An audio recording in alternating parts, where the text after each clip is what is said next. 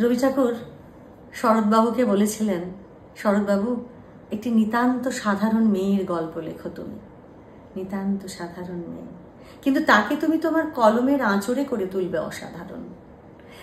তাই কি শরৎচন্দ্র চট্টোপাধ্যায় আজীবন তার ছোট গল্প উপন্যাস সমস্তটা জুড়ে বারবার বাঙালি ঘরের মেয়ের অসাধারণত্বের গল্প বলে গেলেন চিরকাল আজীবন।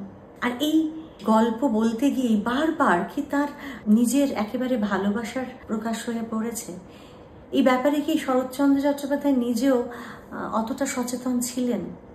আমাদের এই বড়দিদি গল্পটা করতে করতে পড়তে পড়তে এই যে দিদির যে জার্নিটা, তার একান্ত মনের গোপন একটা ফিলিংসের কথা, এবং সেটাকে চেপে রেখে অন্য একটা যাপনে নিজেকে ব্যস্ত রাখা, নিজেকে চালিয়ে নিয়ে যাওয়া, এটা কি কোনোভাবে আমাদের নিরুপমা দেবীর কথাও মনে করিয়ে দেয় না?